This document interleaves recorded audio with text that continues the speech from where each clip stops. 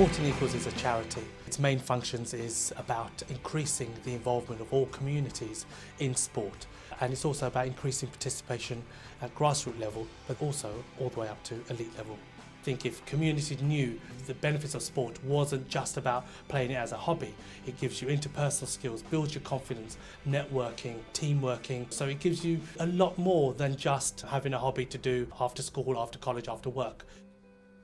Our core functions include insight, which is very much about finding more information at a local level of individuals and communities, finding out more about what the consumer needs are. In the 18 months I've worked with Sporting Equals colleagues, it's been really refreshing in the sense that we've worked together to increase our awareness about what we offer for cycling and what Sporting Equals can do to actually open up our insight really around the consumer. We believe that Sporting Equals is key to helping us to understand the barriers that people have in coming into the swimming pool and what they actually do in the swimming pool as well, and helping us to engage with groups that don't traditionally come swimming. I was at the Soho Road Sikh Gurdwara the other day and talking at the Nishkar Community Centre. When I talked to them about numbers they have coming into their temple, and they said around 30,000 footfall a week, that no sports club or sport has ever knocked at their door, and they are sitting there waiting, and we would like to be involved in facilitating that process and engaging those communities. Sporting Equals does have specialist insight into areas. They've got a lot of experience in delivering projects to some quite specialised target groups that have been previously incredibly hard to engage in sport and physical activity.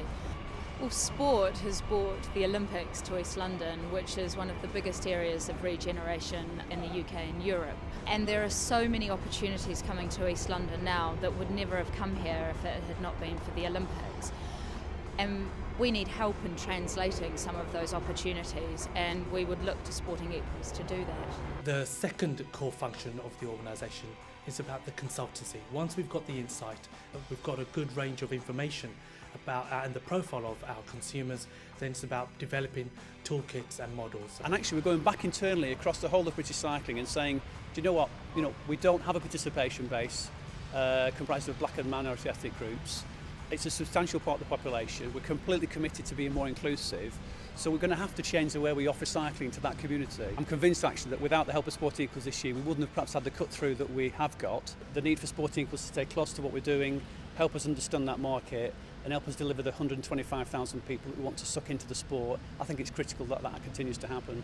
Our third core function is around training, learning and development, which is very much about giving the information to our clients. And it's about giving them more tailored diversity and equality training programs. So one of those, for example, might be around training the trainer, which is very much about getting local people trained up to then promote sport. The fourth core function is community empowerment, and that's very much about empowering those community organisations who are at that local level.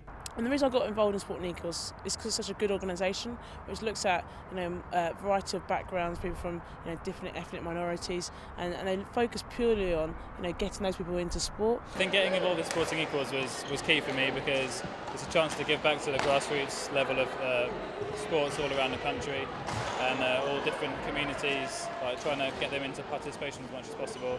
I first got involved with Sporting Equals because I think it's a brilliant cause. I know there are huge health inequalities for BME communities, in particular that I know there are 92% of South Asian women who don't take part in the recommended levels of activity. The Talent ID programme, which we worked on in partnership together, was very successful in that we managed to engage with 120 young people who QPR, as a parent club and as a community trust, hadn't engaged with.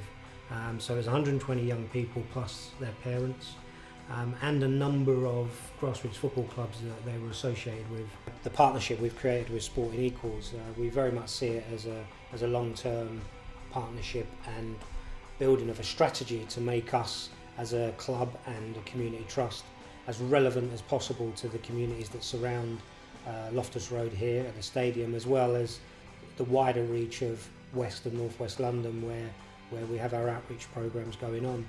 Our final core function is marketing communications, and it's all about delivering the message. I think having the role models basically keeps you going what gets you into the sport, but also motivates you to want to inspire to be like that individual. So we're talking about not just building healthier communities or safer communities, but also stronger communities.